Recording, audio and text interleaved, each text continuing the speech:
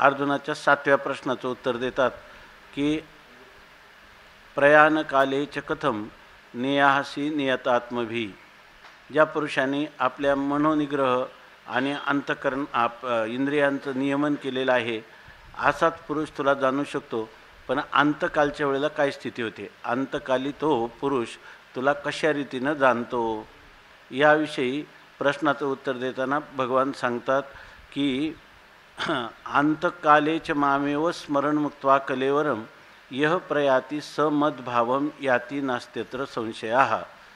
अंतकालच्या वेळेला मरण समयाला जो पुरुष माझं स्मरण माझं चिंतन करीत करीत ह्या शरीराचा त्याग करतो तो माझ्या स्वरूपाला प्राप्त होतो, यामध्ये कोणताही संशय घेण्याचं कारण नाही.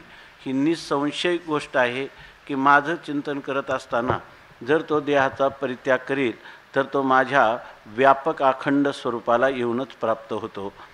तर याविषयी नियम सांगतात की याविषयी शास्त्राचं असं म्हणणं आहे की यम यम वापी स्मरण भावम त्यजत्यन्ते कलेवरम तम तमेवैति कौंतेय सदा तद्भाव भाविताः. ज्या पुरुषाने सदा निरंतर तद्भाविताः म्हणजे माझ्या त्या अखंड व्यापक स्वरूपाची ज्या पुरुषाने त्या विषयाचं चिंतन केलेलं आहे आणि तशा प्रकारच्या चिंतनामुळं त्याचे संस्कार झालेले आहेत. म्हणजे माझ्या स्वरूपाच्या चिंतनाचे संस्कार ज्या पुरुषाला प्राप्त झालेले आहेत तर तो पुरुष मला प्राप्त होईल. आणि ज्या विषयाचं चिंतन त्यांनी केलेलं आहे आणि तद्भाव त्या विषयांचा भावितः त्या विषयांच्या चिंतनाचे संस्कार झालेला किंवा त्या संस्कार वासना ज्याच्या अंतःकरणात आहे असा पुरुष त्या विषयाला त्या पदार्थाला तो प्राप्त होतो. म्हणजे अंतकालामध्ये त्याचं ज्या प्रकारचं चिंतन असेल ज्या विषयाचं चिंतन असेल त्या विषयाला किंवा तद्रूपतेला तो प्राप्त होतो. त्या अंतकाल ज्या विषयाचं चिंतन आहे त्या विषयाचं स्वरूप त्याला स्वतःला प्राप्त होतं असं सांगितलं. आणि तम एव ज्या विषयाचं चिंतन करील त्या विषयालाच तो प्राप्त होतो. आता हा सिद्धांत सांगितल्यानंतर अंते मती सागती, शेवटच्या वेळेला जशी बुद्धी असेल किंवा ज्या प्रकारचं चिंतन असतील शेवटच्या क्षणात ज्या प्रकारच्या वासना किंवा संस्कार असतील त्याप्रमाणे त्याला गती प्राप्त होते. अशी स्थिती आहे. यस्मात् एवं अंत्या भावना देहांतर प्राप्तौ कारणम. ज्या अर्थी आपण केलेली जी मरणसमयी भावना आहे तीच आपल्या दुसऱ्या देहांतराला म्हणजे जसं आपण चिंतन केलं त्या देहाला ती प्राप्त करून देते. म्हणजे आपण ज्या प्रकारचं चिंतन केलं त्याच प्रकारचा त्याला अनुकूल असा देह त्या चिंतनाला वासनेला संस्काराला अनुकूल असा देह त्याला प्राप्त होतो. असं जे अर्थी आहे त्या अर्थी जर तुला या ठिकाणी अशा जर अन्य योनीला अन्य देहांतराला प्राप्त व्हायचं नसेल आणि मलाच प्राप्त व्हायचा असेल तर तू नित्य माझंच चिंतन कर असं भगवान या श्लोकातून सांगतात. तस्मात् सर्वेषु कालेषु माम अनुस्मर युध्य च मय्यर्पित मनोबुद्धी माम एव एष्यसि असंशयाः. तस्मात् त्या अर्थी म्हणजे अंत्यभावना प्रत्येक व्यक्तीचे अंत्यभावना मरणकालामध्ये जी भावना जे संस्कार असतात ते त्या दुसऱ्या देहाला प्राप्त होण्याला कारण होतात. तस्मात् म्हणून सर्वेषु कालेषु सर्वच कालांमध्ये अहोरात्र माम अनुस्मर तू माझं स्मरण कर. म्हणजे न जाणो कोणता क्षण मृत्यूचा येईल केव्हा येईल हे सांगता येत नाही. म्हणून मृत्यू आता अव्यवहित उत्तर क्षणी आपल्याला मृत्यू येणार आहे असं जाणून तू नित्यच माझं स्मरण करण्याचा प्रयत्न कर. हे जे चिंतन चाललेलं आहे हे ज्याला भगवंताचं ध्यान साधन सांगायचं आहे त्याच्यासाठी चाललेलं आहे. ज्ञानी पुरुषासाठी हे चिंतन नाही. या ठिकाणी जो उपासक आहे त्या उपासकाने रात्रंदिवस आवृत्ती रसकृत उपदेशात असं ब्रह्मसूत्रामध्ये सांगितलं. त्याने नित्य आपल्या जे काही ध्येय सगुण स्वरूप आहे आपलं जे इष्ट आहे त्या इष्टाची नित्य आपल्या अंतःकरणवृत्ती पुन्हा पुन्हा तदाकार किंवा आपल्या इष्टाच्या आकाराची करावी आणि त्याचंच ध्यान किंवा त्याला आपण मुखी नाम हृदयी ध्यान अशा प्रकारचं त्यांनी करावं. अजून त्याला ज्ञान झालेलं नाही, जरी त्यांनी शास्त्राचं अध्ययन केलेलं असलं तरीसुद्धा त्याला परोक्ष ज्ञान झालेलं आहे, परंतु अपरोक्ष अनुभूती आलेली नाही. कारण ज्ञानामध्ये आवृत्ती सांगितलेली नाही. ज्ञान एकदा झालं की ज्ञानाचं फल जे मोक्ष आहे ते तत्क्षणीच प्राप्त होतं. या ठिकाणी ज्ञान म्हणजे फक्त कार्य काय करतं, अविद्येचा पडदा दूर करतं. अविद्येचा पडदा दूर केल्यानंतर जे काही असणारं स्वयंप्रकाश ब्रह्म ते आपलं स्वरूपच उर्वरित राहतं आणि त्यालाच नाव मोक्ष असं पण आहे. म्हणजे त्याला ज्ञानाचं फल, ज्ञान झालं की त्याचं फल होणारच. त्याला त्याच्यामध्ये भावना करण्याची, त्यांनी लिहिलं तद्भाव भाविता, तर त्याच्या भावना करायची, त्या पदार्थाची आपल्या अंतःकरणावर संस्कार करायचे, पुन्हा पुन्हा त्याची आवृत्ती करायची. आवृत्तीची गरज राहत नाही. ज्ञान हे प्रमाण प्रमेयाधीन आहे. प्रमाणापासून ज्ञान झालं, प्रमेय असलं, प्रमाणाच्या द्वारा प्रमात्याचा प्रमाणाच्या द्वारा प्रमेयाशी संबंध झाला की त्या ज्ञानाचं फल जर तुम्ही इच्छा केली नाही तरी ते फल तुम्हाला प्राप्त होणारच. त्याचा हा विषय चाललेला नाही. ज्याला मी ब्रह्म आहे असं ज्ञान होऊन अज्ञान निवृत्ती झालेली आहे, त्या ठिकाणी अविद्या निवृत्ती हे स्थळ, तेने मोक्षोपादान फळ. या दोही साधन केवळ ज्ञान. अविद्या निवृत्ती हे ज्ञानाचं काय आहे, फल, आणि त्या ज्ञानाचं फलच काय आहे, मोक्ष. म्हणजे तुम्हाला मोक्ष प्राप्त करण्यासाठी अविद्या निवृत्तीसाठी ज्ञानच पाहिजे. आणि या ठिकाणी ज्ञान जर झालं तर तुमची इच्छा नसली तर न इच्छनापी मोक्षसे, इच्छा नसली तरी मुक्ती होते. जसं एखाद्या मनुष्याला एखाद्याने एक डबी दिली आणि त्या डबीमध्ये त्याला सांगितलं की याच्यामध्ये अत्तर आहे. आता तो काय सांगतो, त्याला त्याच्या आतमध्ये काय ती वस्तू माहीत नाही. तो सारखा हे अत्तर आहे, हे अत्तर आहे असं समजून राहतो, भावना करून राहतो, श्रद्धा ठेवतो आणि याच्यामध्ये अत्तर आहे. पण त्याला एक दिवस वाटलं की काय हे उघडून पाहू, तर त्याला एकदम दुर्गंधी आली. आता दुर्गंधी आल्यानंतर हे अत्तर नाही, हा काहीतरी दुर्गंधी पदार्थ आहे असं त्याला आता एकदा ज्ञान झालं. आता तो किती जरी हे अत्तर आहे, हे अत्तर आहे असं म्हटलं तर तो हे अत्तर असूच शकत नाही. तसं श्रीगुरूंच्या आणि द्वारा शास्त्राच्या प्रमेयाचं म्हणजे सिद्धांताचं म्हणजे आपण ब्रह्मरूप आहोत या गोष्टीचं तत्वमसी महावाक्याच्या श्रवणानंतर अधिकारी शिष्याला जर आत्माचं ब्रह्मत्वाने किंवा ब्रह्माचं आत्मत्वाने ज्ञान झालं तर तो मुक्तच होतो, त्याला पुन्हा आवृत्तीची गरज नाही. अशा प्रकारची स्थिती. पण इथं जे सांगतात, इथं सांगतात ते परमात्म्या उपासना प्रकरण आहे, भक्ती प्रकरण आहे. त्याच्यामध्ये अजून परमात्म्याचा साक्षात्कार झालेला नाही, पण परमात्म्याच्या विषयी श्रद्धा आहे शास्त्रवचनावर. आणि जसं शालिग्रामाचं आपल्यासमोर शालिग्राम असतो, परंतु शालिग्राम असतो आपण त्याच्यावर ते चतुर्भुज भगवान विष्णूची मूर्ती आहे असं शास्त्राच्या द्वारा गुरूंनी जो अर्थ आपल्याला समजावून सांगितला तो समजून आपण त्याच्यावर ही शालिग्राम शिला आहे हे प्रत्यक्ष ज्ञान आहे आणि हे भगवान विष्णू आहे हे श्रद्धेने आपण केलेली भावना आहे. तर हे अशा प्रकारची भावना सांगितलेली आहे. तशी भावना या ठिकाणी सांगतात. म्हणजे याला अजून ज्ञान झालेलं नाही, त्याला काही भगवान विष्णूच्या चतुर्भुज मूर्तीचा साक्षात्कार झालेला नाही. साक्षात्कार एकदा झाल्यावर पुन्हा त्याची भावना करण्याची आवश्यकता राहत नाही. म्हणून या ठिकाणी असं सांगितलं की तस्मात म्हणून सर्वेषु कालेषु सर्वच कालामध्ये म्हणजे अहोरात्र रात्रंदिवस माम अनुस्मर, तू माझं स्मरण कर. कारण मृत्यू कोणत्या क्षणी येईल सांगता येत नाही. तर त्यावेळेला आणि मृत्यूच्या क्षणी ज्या प्रकारची बुद्धी असते तीच गती त्याला प्राप्त होते.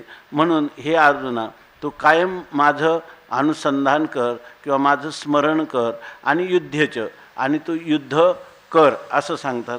इथं भाष्यकारांनी अर्थ केला की या ठिकाणी माझं अनुस्मरण कर म्हणजे माझ्या सगुण स्वरूपाचं ध्यान कर, माझ्या सगुण स्वरूपाचं ध्यान कर.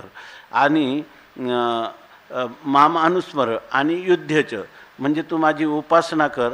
आणि केवळ उपासनेने मोक्षरूप कार्याची सिद्धी होणार नाही किंवा तुझा अधिकार जो लागणारा तो पूर्ण होणार नाही. चांगलं लक्षात घ्या. इथं केलेलं चिंतन असं आहे की युद्धच, त्या ठिकाणी तुझ्या शारीरिक क्रिया ज्या आहेत त्या क्रिया तर होत राहणार ना, परंतु त्या क्रियासुद्धा तुला आता तू क्षत्रिय असल्यामुळं युद्धरूप कर्म तुला प्रसंग प्राप्त झालेला आहे, हे तुला केलंच पाहिजे. म्हणजे याचा अर्थ प्रत्येकाने आपल्या वर्णाश्रम विहित धर्म जो आहे त्याचं पालन करायचं आणि भगवंताचं उपासना करायची. तुकाराम महाराज असं म्हणतात, आले भागा ते करीतो आणि नाम तुझे उच्चारितो. म्हणजे सगुण परमात्म्याचे स्वरूपाची भक्ती आणि आपल्याला प्राप्त झालेलं वेदविहित कर्म हे तू कर असं सांगतात. म्हणजे वेदविहित कर्म केल्यामुळं तुझ्या होणाऱ्या अंतकरणाची शुद्धी आणि उपासनेनं, ह्या उपासनेने तुझ्या अंतकरणाची झालेली स्थिरता, अंतकरणात चांचल्य नाहीसं झालं आणि कर्माने त्याच्या अंतकरणातल्या पापवासना निवृत्त झाल्या. म्हणून पापवासना ज्या अंतकरण वृत्तीतून निवृत्त झालेल्या आहेत आणि ज्या अंतकरण वृत्ती स्थिर झाली आहे, अशी ही वृत्तीच पुढं ज्ञानाचा अधिकार तिला येत असतो. म्हणून या ठिकाणी तू केवळ कर्म कर असंही सांगत नाही आणि तू केवळ उपासना कर असंही सांगत नाही. म्हणून ईशावास्यामध्ये मंत्र आला आहे, विद्यांच्या अविद्यांचं यस्तद्वेदो उभयं सह. त्यांनी सांगितलं की विद्या आणि अविद्या, इथं विद्या शब्दाचा अर्थ आहे उपासना आणि अविद्या शब्दाचा अर्थ आहे कर्म. तेव्हा विद्यांच्या अविद्यांचं यस्तद्वेदो उभयंस, ह्या दोघांचंही समसमुच्चय जो जाणतो, म्हणजे कोणत्या, जोपर्यंत तुम्हाला ज्ञान झाल्यावर तुम्हाला कर्म आणि उपासना करण्याला सांगत नाही. कर्म आणि उपासना ह्या अज्ञान कालात जोपर्यंत तुम्हाला ब्रह्मज्ञान झालं नाही तोपर्यंत ब्रह्मज्ञानाचं फल मोक्ष हे जर तुम्हाला इच्छित असेल तर तुम्ही या ठिकाणी तोपर्यंत जो काही ईश्वर तत्व आहे त्या ईश्वर तत्वाची उपासना आणि वेदविहित कर्माचं पालन केलं पाहिजे. ज्ञानोबाराय सांगताना केवळ कर्म, केवळ उपासना ही मोक्षाची स्वतंत्र साधनं आहेत असं कुठेही सांगत नाही. परंतु कर्म उपासना जी आहे त्यांची उपयोगिता सांगतात की तया सर्वात्मका ईश्वरा स्वकर्म कुसुमांची विरा. मग जर तुम्ही आपल्या इष्टाचीच उपासना करायची असेल तर त्याला स्वकर्म कुसुम त्याला समर्पण केली पाहिजे असं म्हणत नाही. याचा अर्थ पूर्वमीमांसा दर्शनाप्रमाणे किंवा जे काही जैमिनी सूत्र आहेत त्याप्रमाणे त्यांना ईश्वराची काही आवश्यकता वाटत नाही, ते ईश्वर मानतही नाही. त्या ठिकाणी मंत्रात्मक देवता मानतात. परंतु आपल्या वारकरी संप्रदायामध्ये किंवा जी सनातन वैदिक परंपरेमध्ये ती श्रौत आस्तिक परंपरेमध्ये ईश्वर सांगितलेला आहे. ईश्वराचा महिमा वेदाच्या मंत्रामध्ये वर्णन केलेला असल्यामुळं या ठिकाणी ज्ञानोबारायसुद्धा सांगतात की स्वकर्म कुसुम ही त्या ईश्वराला समर्पण करायची. याचा अर्थ कर्म आणि उपासना यांचं सामंजस्य आहे, यांचा समन्वय आहे. म्हणून या ठिकाणी सांगतात की तस्मात सर्वेषु कालेषु, सर्वच कालामध्ये त्या मुमुक्षुनी काय करावं. मुमुक्षु म्हणजे कोणता, ज्याला परोक्ष ज्ञान झालेलं आहे, अपरोक्ष ज्ञान झालेलं नाही, परंतु पुढं जाऊन आपल्याला अपरोक्ष ज्ञानाचं फल मोक्ष प्राप्त व्हावं असं ज्याला वाटतं. अजून तत्त्वज्ञान झालेलं नाही, परोक्ष ज्ञान जरी त्याला झालं असेल, शास्त्रज्ञान जरी झालं असेल तरीसुद्धा हा पुरुष म्हणजे गुरूंच्या द्वारा ह्या उपासनेचं स्वरूप जाणून घेऊन, ह्या कर्माचं स्वरूप जाणून घेऊन आपलं कर्म करीत असताना ते कर्म हीच ईश्वराची पूजा आहे म्हणून प्रेमपूर्वक ते कर्म कुसुम त्यांनी ईश्वराच्या चरणी समर्पित करावी. आणि त्यामुळं होईल काय ते पण माऊली सांगतात. मग काय होईल, तया सर्वात्मका ईश्वरा स्वकर्म कुसुमांची विरा, पूजा केलिया होय अपारा तोषा लागी, मग तिये पूजे रिझलेनी आत्मराजे, वैराग्य सिद्धी देजे पसायतया. तर त्याला परमात्मा काय करतो, अनुग्रह करतो आणि त्याला वैराग्य सिद्धी देतो. याचा अर्थ त्याला जो काही ज्ञानामध्ये लागणारा जो अधिकार आहे उपासकाला, आणि ज्ञान आणि ध्यान काय आहे, ज्ञान ज्याचं करून घ्यायचं त्याचंच ध्यान करायला सांगितलं ना. तरी मग ज्ञान आणि ध्यान ह्या दोघांमध्ये फरक काय आहे. तर ज्ञानाला लागणारा जो अधिकार आहे तो वैराग्यवानाचा आहे. केवळ शास्त्र पांडित्य त्याचा असेल, त्याच्या ठिकाणी श्रोत्रियता असेल, तरीसुद्धा त्याला स्वतःच्या बुद्धीनं त्याला परमात्म तत्त्वाचा साक्षात्कार होणार नाही. त्याच्यासाठी ब्रह्मनिष्ठ आणि उदार अशा श्रीगुरूंची आवश्यकता आहे. आणि ब्रह्मनिष्ठ श्रोत्रिय उदार गुरु असले तरीसुद्धा त्यासाठी साधन चतुष्टय संपन्न असणाऱ्या, वैराग्य संपन्न असणाऱ्या अधिकाऱ्याची आवश्यकता आहे. आणि तो अधिकार त्याने केलेलं निष्काम कर्म आणि निष्काम उपासना याने परमात्म्याच्या अनुग्रहाने त्याला हा अधिकार प्राप्त होतो. परमात्मा त्याला वैराग्यरूपी सिद्धी देतो. असं हा त्या भगवंताचा झालेला त्याच्यावर प्रसाद आहे असं माऊली सांगतात. आणि त्याचसाठी गीतेमध्ये हा श्लोक सांगतो, तस्मात् सर्वेषु कालेषु. परंतु यामध्ये ही उपासना ती कशी, सतु दीर्घकाल नैरंतर्य सत्कारा सेवितो दृढभूमी. ही उपासना करण्याची, जर आपल्याला ज्ञान झालं नसेल तर आपल्याला ही जी उपासना करायची, भगवंताचं स्मरण करायचं आणि आपलं कर्म करायचं. युद्ध च आणि युद्ध कर. यासाठी श्रुतीमध्ये वचन आलं की जिजी विषेच कुर्वन्नेवेह कर्माणी जिजी विषेच्छतम समाहा. या ठिकाणी 100 वर्ष जगण्याची इच्छा करावी मनुष्याने. कसं काय कुर्वन्नेवेह कर्माणी, या ठिकाणी कर्म करीतच 100 वर्ष जगण्याची इच्छा करावी. म्हणजे आपल्या वर्णाश्रम धर्माचं पालन करीत कर्म करावं आणि ते कर्म हे भगवंताला समर्पण करावं. कशावरून, तर ते करत असताना रात्रंदिवस अहोरात्र त्याने सर्वेषु कालेषु माम अनुस्मर, सर्वच कालात माझं स्मरण करायचं आणि त्याबरोबर वर्णाश्रम विहित कर्माचं पालन करायचं असं सांगतात. आणि हे सर्व करत असताना त्याला उपासनेचं देखील ज्ञान लागतं की नाही. उपासनेमध्ये ज्याची उपासना करायची त्याचं ज्ञान लागतं. तुकाराम महाराजांचा अभंग आहे काय, त्याचे नाही ते तर आहेत. तुम्ही ज्याचं नाव घेता त्याचं काय स्वरूप आहे हेच माहीत नाही.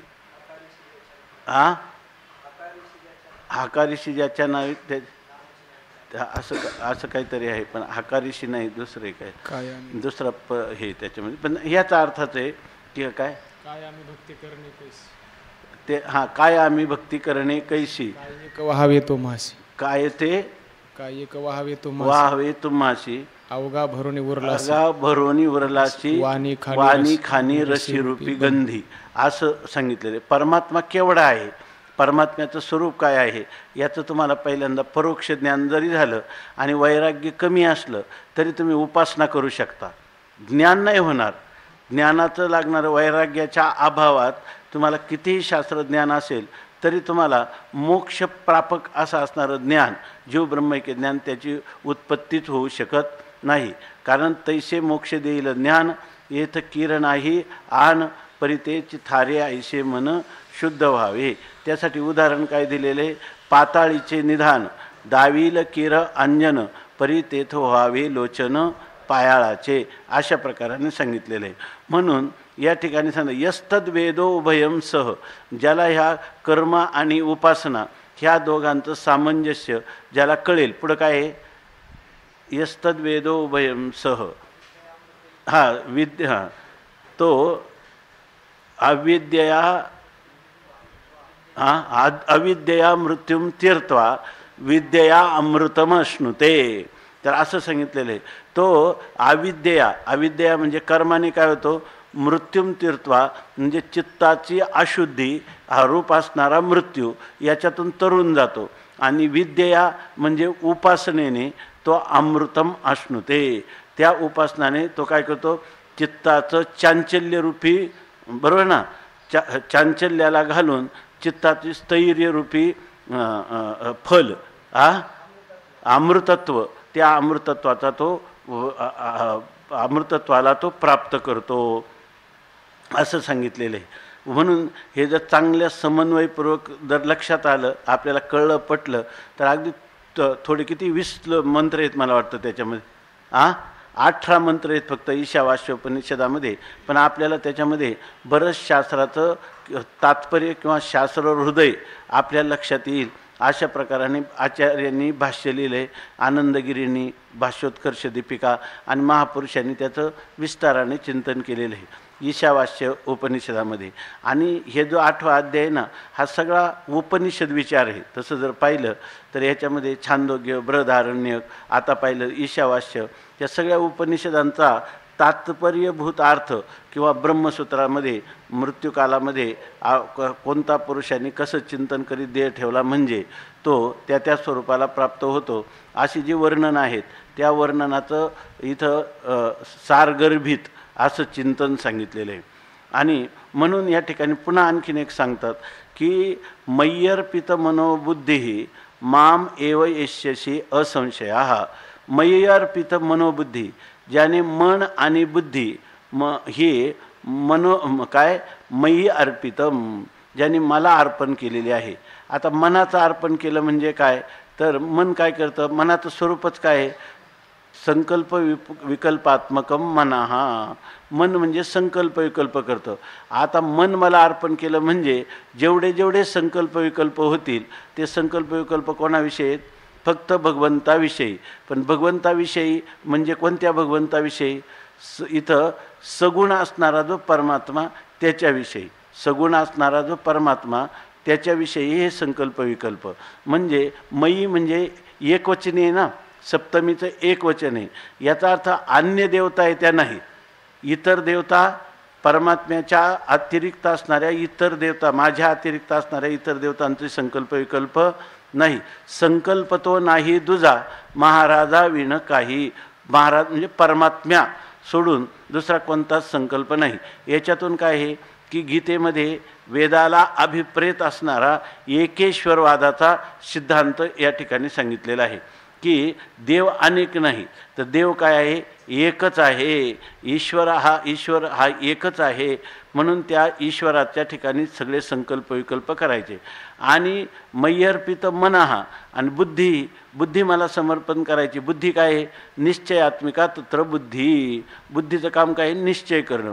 म्हणजे ज्या बुद्धीनं निश्चयही माझ्या एकमेवाद्वितीय सगुण स्वरूपाचा केलेला आहे आणि ज्या मनाने संकल्पही माझ्या एकमेवाद्वितीय सगुण स्वरूपाचाच केलेला आहे. आता तुम्ही म्हणाल की या ठिकाणी सगुण स्वरूप म्हणून का सांगितलं, अशी शंका येईल इथं.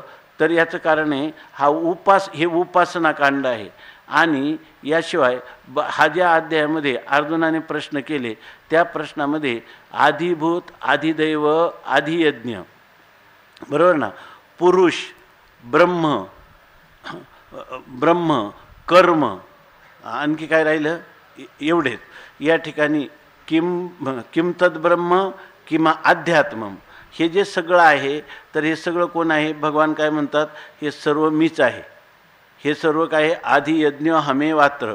परंतु आपल्याला असं दिसलं पाहिजे, चांगलं लक्षात घ्या, सगुण स्वरूपाचं वर्णन का आलं याविषयी त्या महेश्वरानंद स्वामींनी पण याचं चिंतन केलेलं आहे.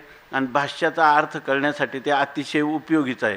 कसं, चांगलं लक्षात घ्या की जे कर्म आहे, किम तद ब्रह्म, तर अक्षरम परमम ब्रह्म, माझं जे इष्ट आहे त्याचं वास्तव स्वरूप कोण आहे, ब्रह्मच आहे की नाही. आणि ते कसं आहे, निरतिशय अविनाशी असं स्वरूप आहे. तर माझा जो इष्ट आहे ते कसं आहे, परम अतिशय आहे, परम निरतिशय व्यापक किंवा निरतिशय आनंदरूप किंवा निरतिशय अविनाशी असं त्याचं स्वरूप आहे. माझं चिंतन करायचं ना सगळ्या ठिकाणी, सर्वेषु कालेषु मामानुसरम. म्हणजे माझं चिंतन कसं करता येईल. आता आपल्याला एकच जरी शरीर असेल तर डोळ्याचं चिंतन करायला गेलं तर कानाचं चिंतन होईल का, आहे की नाही. आणि कानाचं चिंतन करायला लागलं तर कान आणि डोळा याच्यामध्ये भेद मानून चिंतन होईल का, एक मानून.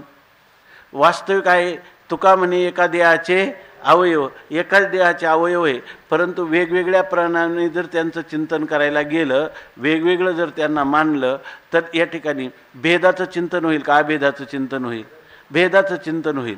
आणि एखाद्याला जर हे कळलं, हे जरी आपण डोळा पाहत असला तर तो संबंध कोणाशी त्याच शरीराचा आहे, कान ऐकत असला तर त्याच शरीरात, म्हणजे त्यातला जीवात्मा काय आहे, एकच आहे की नाही.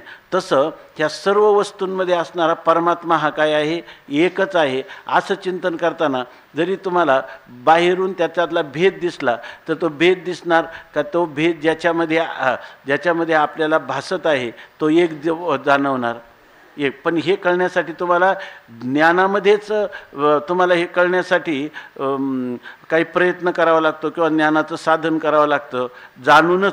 परमात्म्याला जाणूनच आपण मुक्त होऊ शकतो. तसं उपासना करण्यासाठी सुद्धा तुम्हाला त्याचं ज्ञानच असलं पाहिजे. नाहीतर ज्याची उपासना करायची त्या उपास्याचं जर स्वरूप माहीत नसेल तर अनोखा रस्तान अनमेला साजन काहीच होणार नाही. हे सुद्धा सत्शास्त्राच्या द्वारा सत्शास्त्राची प्रमेय सत्संगामध्ये आपल्याला कळूनच घ्यावी लागतात. मग ज्ञानाचा फरक काय आहे? ज्ञानाचं फल इतकं मोठं आहे आणि ध्यानच करायचं तर मग त्यापेक्षा ज्ञानच करून घेतलं तर काय हरकत आहे? काही हरकत नाही. पण त्याच्यामध्ये एक अडचण ही आहे की ध्यानामध्ये जरी तुम्हाला वैराग्य कमी असलं तरी चालतं, पण ज्ञानामध्ये त्या ठिकाणी तुम्हाला ज्ञानामध्ये वैराग्य पाहिजे. आता सांग ना, वैराग्या वाचून काही ज्ञानाशी तगणेची नाही, हे विचारून ठाई ठेवले दैवे. आता किती शास्त्राभ्यास असला तर वैराग्य नावाचा पदार्थ कुठं विकत मिळेल काय? मिळणार नाही. मग ते वैराग्य कशाने होईल?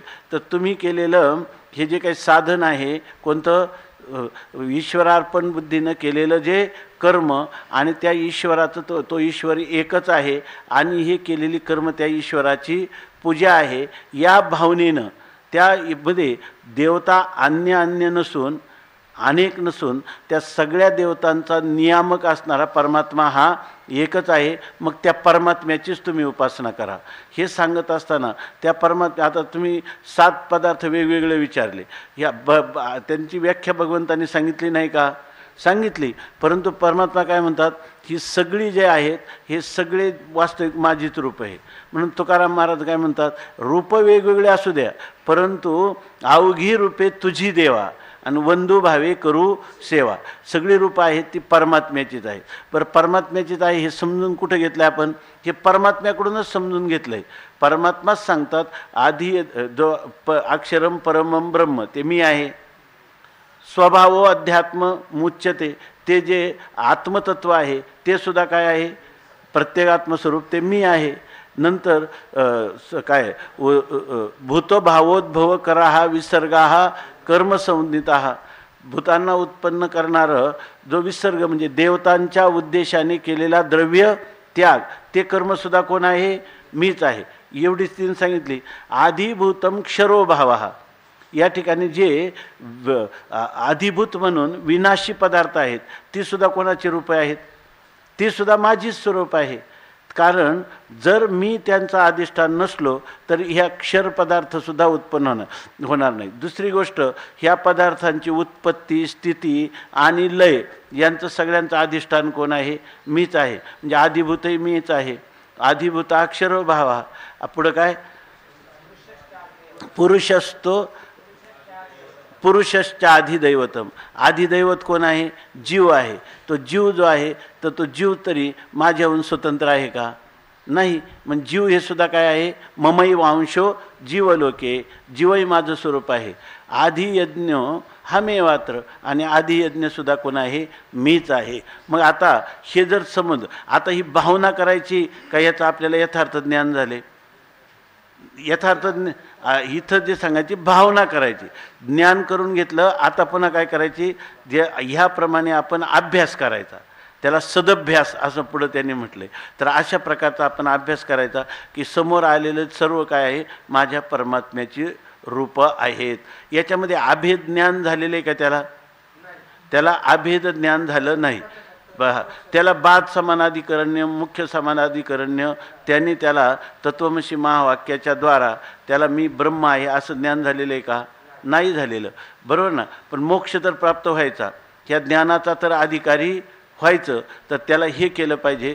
तस्मात् सर्वेषु कालेषु, तर म्हणून सर्वच कालामध्ये त्यांनी माम अनुस्मर, माझं स्मरण करायचं. पण अनुस्मर, अनुनाम पश्चात स्मर, नंतर माझं स्मरण करायचं. नंतर म्हणजे कधी? आधी शास्त्रामध्ये ही उपासना कशी करायची हे त्या शास्त्रातले प्रमेय एखाद्या सत्पुरुषांकडून जाणून घ्यायची आणि मग ती उपासना करायची. म्हणून अगोदर जाणून घ्यायचं आणि मग पश्चात, मग त्यांचं स्मरण. कारण स्मरण करायला अनुभव तर नाही, म्हणून त्याला अनुभव तर झाला नाही आणि मग स्मरण कशाचं करणार? जर त्याला शास्त्राच्या द्वारा त्या परमात्म्याचं स्वरूप कळलं, बरोबर ना, ते स्वरूप अपरोक्ष कळलं का परोक्ष कळलं? तर परोक्ष कळलं तर तो त्याची उपासना करू शकतो. म्हणून इथं अनुस्मर असं लिहिलं आहे, माम अनुस्मर. आणि केवळ माझं स्मरण करून ही मानसिक क्रिया करायची असं नाही, तर या ठिकाणी तो त्या ठिकाणी वेद प्रतिपादित असणारी जी क्रिया आहे स्थूल रूपाने शारीरिक, त्याचंसुद्धा तू काय कर? अनुष्ठान कर. म्हणून या इथं सांगतात की माम अनुस्मर युद्ध च आणि त्याच्या प्रमाणे युद्ध कर. आता या ठिकाणी अर्जुनाला युद्ध कर, पण तुम्हाला आम्हाला काय उपयोग आहे? ह्याचा अर्थ एवढंच सांगायचं की अर्जुन क्षत्रिय असल्यामुळं त्याला क्षत्रिय धर्माचं पालन म्हणून युद्धरूप कर्म सांगितले.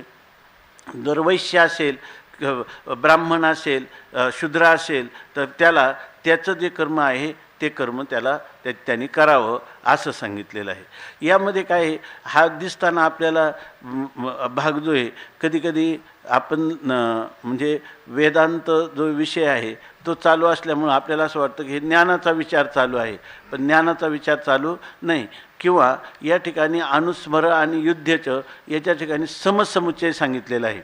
अनुस्मरण याने उपासना सांगितली आणि युद्धचे याने कर्म सांगितलं. मग आपल्या सांप्रदायिक परंपरेमध्ये समसमुच्चय मान्य नाही, पण समसमुच्चय कधी सांगितलेला आहे? अज्ञान कालात सांगितलेलं आहे. तर अज्ञान कालामध्ये हे करायचं. आता तर तुमचा मंद जिज्ञासू असेल तरी त्याला समसमुच्चय सांगितला नाही, हे विचारसागरामध्ये हा विचार आलेला आहे. पण गीतेमध्ये मात्र अशा प्रकारचा जर पुरुष असेल, याचा अर्थ काय? तो आणखीन मंद मुमुक्षू पण झालेला नसेल, परंतु मला मोक्ष व्हावा असं तर वाटतंय, पण काहीतरी थोडीशी सत्संगतीत सत्शास्त्र श्रवणात आपातता वृत्ती झालेली आहे आणि अधिकार मात्र त्याच्या लागणारं तेवढंही वैराग्य त्याच्या ठिकाणी नाही. की जे मंद मुमुक्षूसाठी विचारसागरात काय सांगितलं? त्यांनी उलट कर्म उपासना करण्याऐवजी काय करावं? श्रवण मनन निधी ध्यासन याच्याकडं प्रवृत्त व्हावं असं सांगितलं ना. तर तसाही पण त्याचा अधिकार नाही. तर त्या पुरुषासाठी हे कर्म आणि उपासना दोन्हीही सांगितले आहेत असं आपण समजावं, असं एकंदर ठीक आहे ना. तर मग आता असं जर तू करशील तर माम एव येष्यसे असंशय, तर याच्यामध्ये कोणताही संशय करण्याचं कारण नाही. तो माम एव माझ्या स्वरूपाला प्राप्त होशील अशा प्रकारे भगवंताने सांगितलं. आपण सकाळीच ओवी पाहिल्या की या ठिकाणी भगवान म्हणतात की तस्मात् सर्वेषु कालेषु माम अनुस्मर युद्धच मय्यर्पित मनोबुद्धिर मामे वैश्यशी असंशयम. मागं सांगितलं की मरणी जया आठवे तो तेची गती ते पावे म्हणून सदा स्मरावे मातेची त्वा. आता ही एक गोष्ट झाली, शास्त्र सिद्धांत आहे का मरणाच्या वेळेला जो ज्याचं स्मरण करतो तो त्या गतीला किंवा त्या स्वरूपाला तद्रूपत्वाला तो प्राप्त होतो. आणि अशी स्थिती आहे. म्हणून तुला जर माझ्या स्वरूपाला प्राप्त व्हायचं असेल तर तू काय केलं पाहिजे? सदा मातेची स्मरावे. तू मातेची चकाराने सांगतात तू माझंच स्मरण करावं, अन्य कोणाचं स्मरण करू नये. म्हणजे अन्य विषयांचंही स्मरण करू नये बाह्य असणाऱ्या, आणि अन्य असणाऱ्या दुसऱ्या देवतादिकांचंही स्मरण करू नये. तर सगळे जे कारण काय इथं स्मरण करायचं म्हटलं तर हे स्मरण करायला तुम्हाला युद्धचं जर भगवंताचं स्मरण करायचं झालं तर युद्धरूप कर्म करायचा. अंतःकरणवृत्ती एका वेळेला काय होते? एकाच आकाराची होते. युद्धरूप कर्मही कर आणि माझी उपासनाही कर, ह्या दोन परस्पर विरोधी गोष्टी. म्हणजे काय मूळ सिद्धांत काय? वृत्ती एका वेळेला एकाच आकाराची होत असले तर युद्धही चालू आहे आणि भगवत चिंतनही चालू आहे, असं कसं काय होऊ शकेल? एकाच वेळेला होणार नाही. मग इथं तर सांगितलेलं आहे हा मग हे जे सांगितलंय का मन हे गोविंदी आणि देह काम करीव. देह कामही करतो आणि मन गोविंदाच्या ठिकाणी आहे, अशी कोणती युक्ती आहे की जी युक्ती हे तर होऊ शकत नाही. ही युक्ती नाही, हे युद्धसुद्धा काय भगवंताची उपासनाच आहे. कारण युद्धरूप कर्मामध्ये काय माणसाचा संबंध कशाची आहे? एक तर ब्रह्म, प्रत्येगात्मा, कर्म, बरोबर ना, आधी यज्ञ, आधिभूत आणि आधी दैव. याच्याशिवाय काय त्याच्या जीवनातला संबंध कोणता आहे? हे जर 6 संबंध सोडले तर काय त्याचं जीवन आहे? आणि 6ही संबंध कोण आहेत? परमात्माच आहे की नाही? म्हणून युद्धरूप कर्म करत असताना देखील त्याला परमात्म चिंतन होऊ शकतं आणि ते नित्य चिंतन होऊ शकतं. ह्या युद्धरूप कर्मामध्ये समोर असलेलं जे आहे ते कोणाचं रूप आहे? जो ते शरीर जे आहे युद्धरूप कर्मामध्ये, शत्रूचा असो किंवा आपला असो, याच्यामध्ये असणारं अधिभूत क्षरोभावा हे कोण आहे?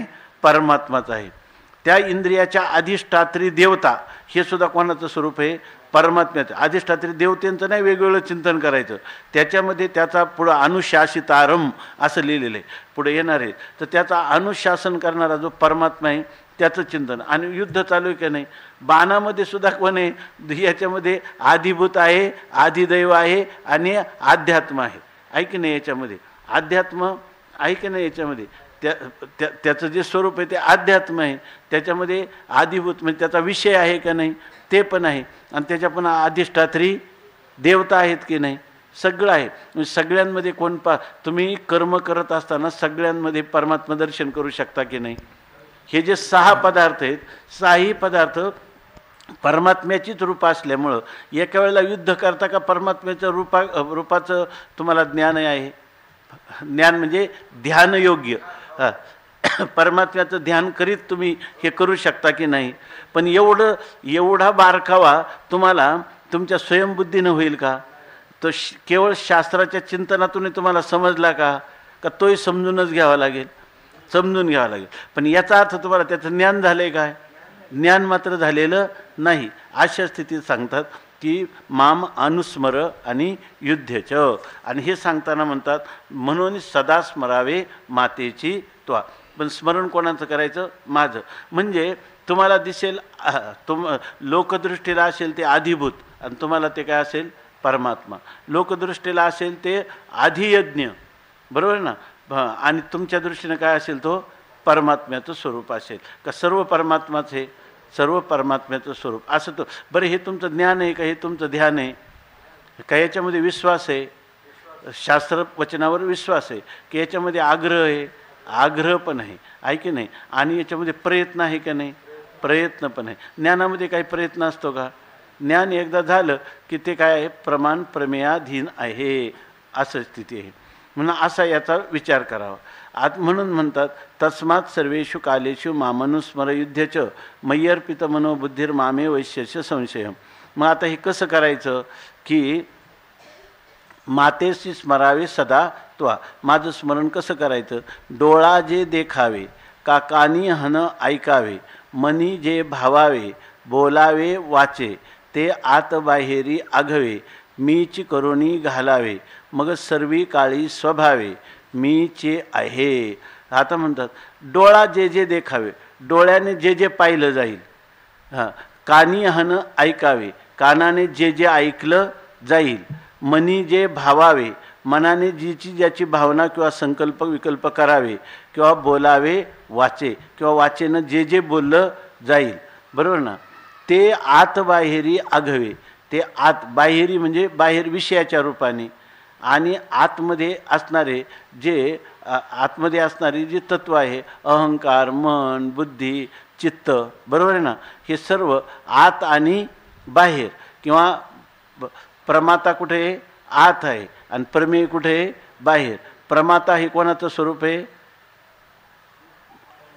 प्रमाता म्हणजे जीव, तो कोणाचं स्वरूप आहे? तो आत याचं स्वरूप आहे. आणि बाहेर जे अंतःकरण वृत्ती जाती प्रमाण, हे सुद्धा कोणाचं स्वरूप आहे? आणि प्रमेय हे कोणाचं स्वरूप आहे? हे भावनेने का हे तत्वज्ञान झालेलं आहे? भावनेने, केवळ शास्त्रवचनावर. हे आत बाहेर सगळं काय आहे? परमात्माच आहे. ही भावना दृढ करावी. आणि मग आत बाहेरी आघवे मीची करुणी घालावे. तुकाराम महाराज जसं म्हणतात, काही लोक काय म्हणतात, देवाचं ध्यान करा. म्हणे कसं ध्यान करा? देवाचं ध्यान नाथ महाराजांनी भागवतामध्ये वर्णन केले आणि अखंडानंद स्वामींनी आपल्या भागवतामृतामध्ये त्या शंकेचं समाधान केलेलं आहे. नाथ महाराजांनी सर्व वर्णन केलेलं आहे, पण आपल्या लक्षात येत नाही आणि एक शंका कायम राहते. म्हणे काय करायचं? केवळ भगवंताचं चिंतन करायचं. आणि म्हणे पहिल्यांदा काय करायचं? त्याच्या पायाकडं पाहायचं, नंतर त्याच्या जंघा पहा, नंतर उदर, नंतर त्याचं वक्षस्थल, नंतर त्याचा कंबुग्रीवासारखा असणारा गळा, नंतर त्याचं मुखकमल, नंतर त्याचं शिरकमल, असं क्रमाक्रमाने, नंतर त्याचं मुखाचं हास्य, असं, नंतर त्या हास्यामध्ये असणारा आनंद, असं ध्यान करा. आपल्याला काय वाटतं? परमात्म्याचं ध्यान कुठे? त्याच्या एका भागाचं ध्यान चाललं आहे ना, परंतु खरं एका भागाचं ध्यान आहे का? तेच परमात्म्याचं ध्यान आहे. अहो, जर परमात्म्याच्या डोळ्यावर तुमची वृत्ती गेली तर भगवंताच्या तो भगवान माझ्याकडे कृपादृष्टीनं पाहत आहे हे करायला लागलं तर आता पाय दिसतील का तुम्हाला? दिसणार नाही. मग भगवंताचं साकल्याने सर्वांग परिपूर्ण ध्यान कसं त्याला म्हणता येईल? अशी शंका येते का नाही? अरे पण सगळं ध्यान जरी करत असलं तर विषय कोण आहे? विषय एक परमात्माच आहे ना, त्यामुळे त्याला ध्यानच म्हणायचं आणि ते एकाचंच ध्यान म्हणायचं आणि ते एकाग्रतेने चाललेलंच ध्यान म्हणायचं. नाही तर तुम्ही म्हणा चित्ताला कुठे एकाग्र, एकदा दुसरं असं, पण सगळं चाललंय कोण आहे? एक विषय तो सकळांचा हरी आणि त्याच्या आवडीने आवडी इतरी, आहे की ना. अंध बैर हे प्रेत लोकाचारी त्यांची पुराणी त्यांची कीर्ती गायली पुराणांतरी हो. यात एक विषय तो सकळांचा हरी. ज्या याच्यामध्ये यांनी तुकाराम महाराजांचा अभंग वाटतं की आपल्या पतीचा जिव्हाळा म्हणून सासुरे अशी साईजे. माऊलीचा अभंग काय? हे रवी वाईजे चामाची मोठ. आपल्या पतीच्या संबंधाने जर दुसराही अतिथी आला तर त्याची सेवा करतो की नाही, पण ती पतीच्या सेवेमध्ये अंतर्भूत आहे की नाही. तसं या ठिकाणी हे जे ध्यान आहे हे परमात्म्याचं चिंतन आहे. काय? मनबुद्धी अर्पण करणं. डोळा जे देखावे, डोळ्यांनी पाहिलेलं जे दृश्य आहे ते दृश्य एका दृश्योपहित परमात्मा आहे की नाही. ज्या ठिकाणी तुम्ही शब्द श्रवण केलं तेव्हा या ठिकाणी जे श्रवण केलं ते शब्द आहेत का शब्दोपहित परमात्मा आहे? सगळ्याच ठिकाणी मनाने केलेला संकल्प आहे का संकल्पोहित परमात्मा आहे? अशाप्रमाणे त्याचं चिंतन करावं. फक्त आता एवढंच आहे का हे भावनेने करतोय, अजून त्याला ज्ञान झालं नाही. त्याने असं लिहिलं. मग ज्ञानात आणि ध्यानामध्ये काय फरक? जर तुम्हाला एकाच शास्त्राचं साह्य घेऊन जर ध्यानही करावं लागतं, ते नित्य निरंतर करावं लागतं आणि ज्ञान एकदाच होतं आणि झालं का इच्छा नसताना देखील त्याचं फल होतं. तर असं का होत नाही? याचं कारण जर कोणतं असेल तर मुख्य वैराग्याचा अभाव असं सांगितलेलं. आणि ते वैराग्य याच्यापासून काय होतं? ह्या कर्म आणि उपासनेपासून वैराग्य. कर्मामध्ये जर आपण जे कर्म करतो ते कर्म करण्यात आपल्याला थोडं तरी स्वातंत्र्य आहे का? वेद प्रतिपादित असल्यावर मग तुम्हाला आता थंडीचा दिवस आहे, आता कसं काय आपण थंड पाण्याने स्नान करावं, याला तुम्हाला स्वातंत्र्य आहे का? स्वातंत्र्यच नाही. मग याविषयी देहाविषयीचं आपोआपच उदासीनता निर्माण होते की नाही. शेवटी आपलं जीवन कोणावर वळून टाकले? शास्त्र वचनावरून वळून टाकले. त्यामुळे आपल्याला त्याचंच अनुसंधान ठेवावं लागतं. अर्थात हे वैराग्याचंच वृद्धी करणार आहे की नाही. कर्म जे आहे ते कर्म आपल्याला वर्णाश्रम धर्म विहितच कर्म करायचे, पण त्याच्यामध्ये आता आपल्याला हे कर्म नको आहे, आपल्याला हे योग्य आहे, हे कर्मात कमी कष्ट आहेत, मोठं फल आहे, हा तरी विचार करायला वाव आहे का? म्हणजे काय आहे की ही साधनं करतानाच मनुष्याला आपोआपच वैराग्य होईल. अशा म्हणून ज्ञानेश्वरीमध्ये ह्या कर्मापासून निर्माण होणारं वैराग्य किंवा उपासनेपासून निर्माण होणारं वैराग्य ह्याचा विचार सारखा वारंवार आलेला आहे. मुळात वैराग्याचाच विचार भरपूर आलेला आहे. तर त्याच्यामध्ये असं सांगतात की डोळा जे देखावे का कानी हन ऐकावे, मनी जे भावावे बोलावे वाचे, ते आत बाहेरी आघवे मीच करुणी घालावे. आत बाहेर म्हणजे विषय, आतमध्ये कोण आहे? त्या विषयी आहे. हे सगळं विषयी आणि विषय हे सगळंच काय आहे? मीच करुणी आघवे. मग सर्व काळी स्वभावे मीच आहे. आणि मग सर्व काळामध्ये तुम्ही जे जे काही कराल, कोणतंही कर्म कराल तर ते कर्म परमात्म्याला सोडून आहे का? परमात्मा स्वरूपाची उपासनाच आहे की नाही? अशी परमात्मा स्वरूपाची केलेली ती उपासनाच आहे. मग असं म्हणतात अर्जुना ऐसे झालिया मग न मरिजे देह गेलिया, मा संग्रामू केलिया भय काय तुझं. अर्जुना ऐसे झालिया. अर्जुना जर असं झालं, आज झालेलं असं झालं म्हणजे काय, जे जे काही आपण करतो, जे जे काही करीतो देवा ते ते सेवा समर्पे, असं जर त्याचं झालं तर मग न मरी जे देह गेली हा ती सेवा कोणाची चाललेली आहे, परमात्म्याची. आणि मग याच्या ठिकाणी याचा देह समजा पंचत्वाला प्राप्त झाला, देह मरणाला प्राप्त झाला, स्थूल देहाचा नाश झाला, तरी हा मरेल का, नाही. कारण याच्या अंतःकरणवृत्तीचा विषय कोण आहे, परमात्मा. परमात्मा मरत असतो का, परमात्मा मरत नाही. आणि आदियज्ञ आपलं स्वभाव अध्यात्म उच्यते, प्रत्येक आत्म्याचं स्वरूप आणि याचं स्वरूप वेगळं आहे का, परमात्मा मरत नाही. आणि त्या परमात्म्याचाच अंश असणारा जीव हा तरी मरतो का, ते म्हणा जीवा मरण नाही स्वभावे, काय त्याचं आधीचं जीवाला कधीही मरण नाही. मग देहाला मरण आलं तर याला मरण येईल का, कारण यांनी केलेली जी उपासना आहे ती उपासना ज्या परमात्म्याची केली त्या अमृत स्वरूप अमर परमात्म्याची केली का, यांनी उपासना देहाची केली, स्थूलाची उपासना केली का, सूक्ष्म असणारं जे आत्मतत्व आहे श्रुती प्रतिपादित त्याची उपासना केली, त्याची उपासना केली. आणि सिद्धांत काय आहे, सिद्धांत काय आहे की जो ज्याचं चिंतन करतो शेवटपर्यंत तो त्याच्या भावाला प्राप्त होतो. मग देह मरणानंतर हा मरण पावेल का, कारण याचं मरणाच्या वेळेला चिंतन कोणाचं आहे, परमात्म्याचं आहे. आणि परमात्मा त्या ठिकाणी तो मरणशील आहे का अमृत स्वरूप आहे. मग हा पुरुष मरी जे देह गेला तरी होईल का, नाही. फक्त याचं एक काम मात्र आहे, याला शेवटपर्यंत हे चिंतन केलं पाहिजे, आहे की नाही. मग असं असलं तर लोक काय म्हणतात, उपासना करायची म्हटल्यावर कर्म कसं काय करायचं, आहे की नाही. उलट कर्म करता येत नाही, कारण आम्ही सर्व संघ परित्याग केला पाहिजे.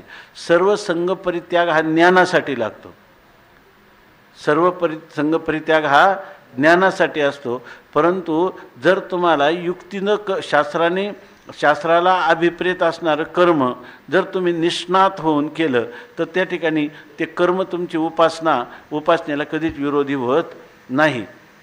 कारण त्या कर्माचं स्वरूप असं आहे की ते कर्मामध्ये तुम्हाला उपासना करता येते. कारण त्याची युक्ती कोणती आहे, जे जे कर्म करतो त्याच्यामध्ये कशाचं दर्शन घ्यायचं, परमात्म्याचं दर्शन तुम्हाला करता येतं.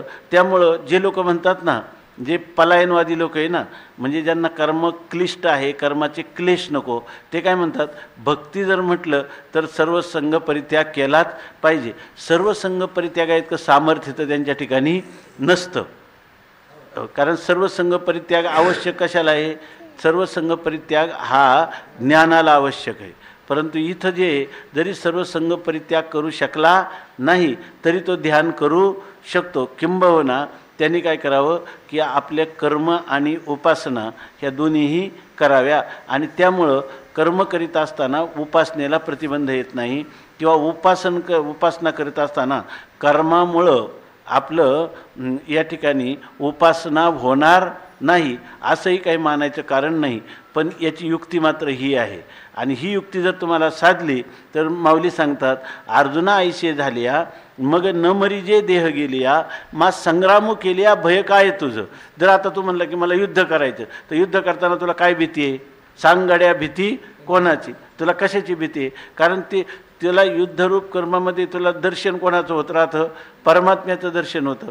बरं, युद्धरूप कर्मात तू मरण पावला तरी तू कुठं जाणार, ज्याचं चिंतन केलं त्याच्यामध्ये त्या परमात्म्याच्या स्वरूपाच्या ठिकाणी जातो. म्हणून तुला भय, हे थोडं विचार नवीन काही वेगळे नाही ना वाटत.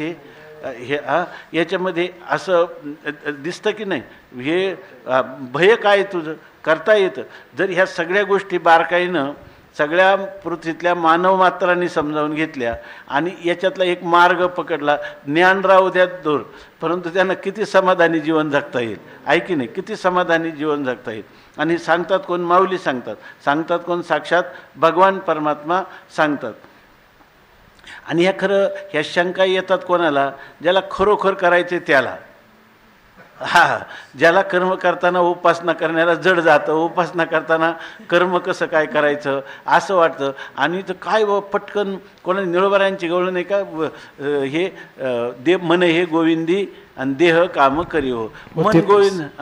होते तैसे उमटले वरी, होते तैसे उमटले वरी, होते तैसे उमटले वरी, नाही मर्यादा निसंग बावरी, नाही मर्यादा निसंग बावरी, सुखांतरीचे बाह्य रंग चोरी, सुखांतरीचे बाह्य रंग चोरी, बाह्य रंग चोरी, मन हे गोविंद, मन हे गोविंदी, देह काम. देह काम करी हो.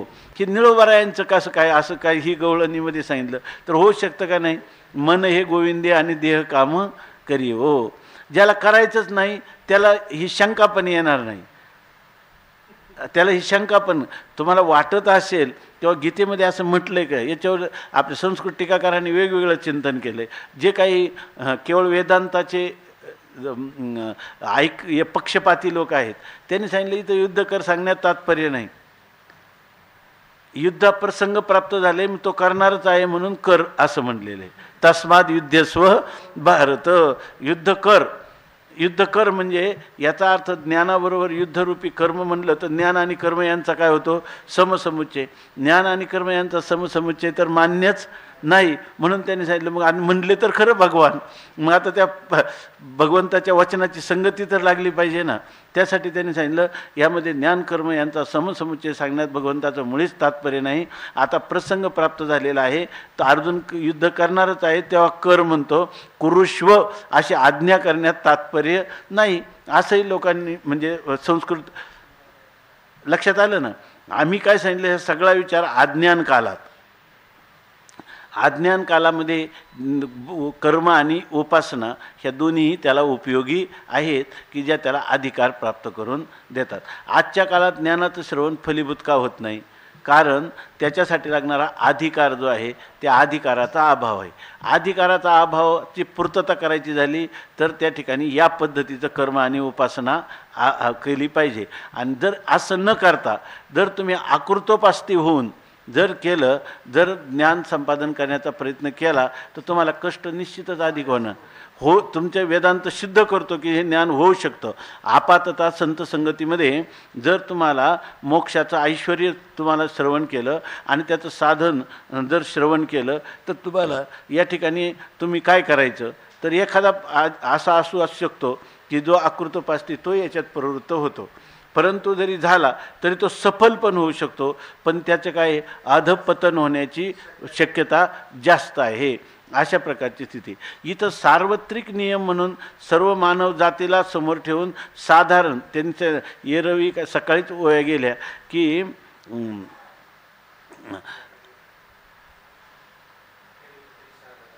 त्या येरवी तरी साधारण उरिया आदळलिया मरण जो आठवू धरी अंतकरण त्याची होई. जे हा साधारण नियम आहे तसं इथं साधारण सर्व मानव मात्र समोर ठेवून भगवान या ठिकाणी सांगतात. असं दिसतं ना याच्यामध्ये सांगतात. अर्जुना ऐसे झालिया मग न मरी जे देह गेलिया मा संग्राम केलिया भय काय तुझं. तू मनबुद्धी साचेशी जरी माझिया स्वरूपी अर्पिशी तरी मातेची गा पावसी हे माझी भाक. बरं, इथं मन आणि बुद्धी सांगितली. ज्ञानामध्येच निश्चय लागतो का उपासनेमध्ये निश्चय लागतो? ज्ञानामध्ये मन लागतं का बुद्धी लागते का दोन्ही लागतात? दोन्ही लागतात. जै अहंकार धरी सोमपन तै चित्ती प्रगटे चैतन्य घन मनही होय उन्मन आणि बुद्धीचा निश्चय पूर्ण परब्रह्मी. आणि इथं सुद्धा बुद्धी काय लागते? ते काय निकोबा अभंग म्हणतात ना, वेळोवेळा पारायण नारायण हे रिकामे तू नको मना राहो क्षण क्षणाही. वेळोवेळा पारायण नारायण हे करी भ्रमणाच्या नमोडी वाटा न भ्रमणाच्या मोडी वाटा न भरे फाटा आडराने. न भरे फाटा आडराने हा बुद्धीचा निश्चय असला तरच याच्यात टिकल का? तसा टिकल तरी का याच्यामध्ये टिकू पण शकणार नाही. म्हणून तिथं पण मन आणि बुद्धी अर्पणच करावी लागतात. हा, तुका म्हणे माझ्या जीवे आणि ह्याची द्यावे धनीवरी. हा निश्चय पाहिजे की नाही? आणि मग मनही पाहिजे की नाही? वेळोवेळा पारायण नारायण हे करी अशा प्रकारची स्थिती की नाही? म्हणून सांगतात तू मनबुद्धी साचेशी जरी माझ्या स्वरूपी अर्पेशी. हे कधी होईल?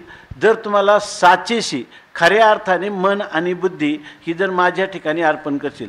खऱ्या अर्थाने माझ्या ठिकाणी अर्पण करशील म्हणजे काय? म्हणजे त्याच्यामध्ये दंभ पण नाही, अहंकार पण नाही, बरोबर ना?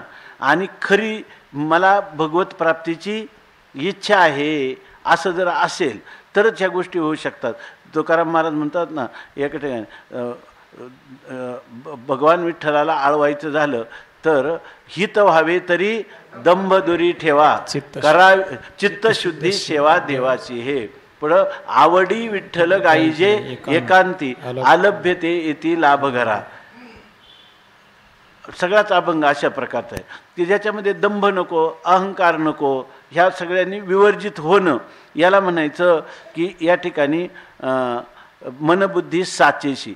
खऱ्या अर्थाने जर तू मनबुद्धी माझ्या ठिकाणी अर्पण करशील, म्हणजे खऱ्या अर्थाने अर्पण केली. कधी म्हणायचे?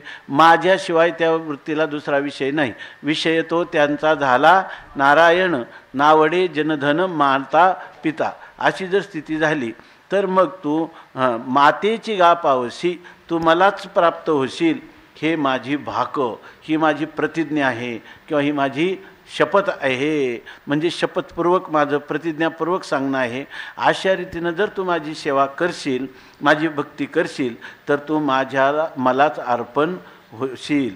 या ठिकाणी माझी या स्वरूपी अर्पिशी. कोण अर्पिशी? मन आणि बुद्धी. म्हणजे ज्ञानासाठी मनबुद्धी अर्पण करणं म्हणजे काय? ज्ञानबुद्धीला बाधित, आपलं मनबुद्धीला बाधित करणे. आणि या ठिकाणी सत्यत्व बुद्धी जरी असली तर मनबुद्धीचा जो संकल्प विकल्प आहेत किंवा बुद्धीचा जो निश्चय आहे तो परमात्मविषयकच आहे.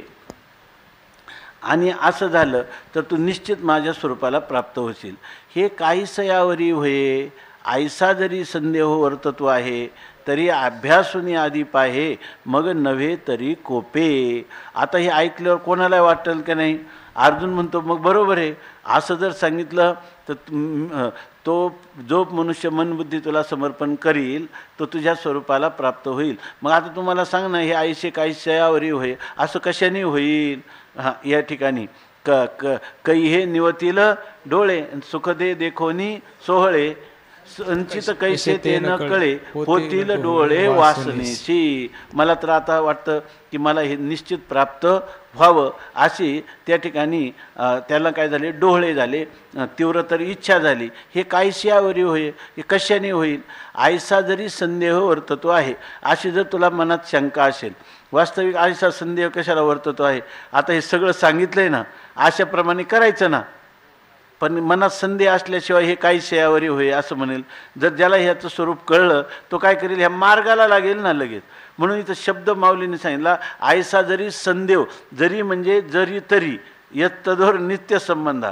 हे सांगितल्यावर वास्तविक तुझ्या मनात शंका नाही, आता तू मार्गावर आरूढ व्हायला पाहिजे आणि हे साधनाच्या अनुष्ठानात तुझी प्रवृत्ती व्हायला पाहिजे.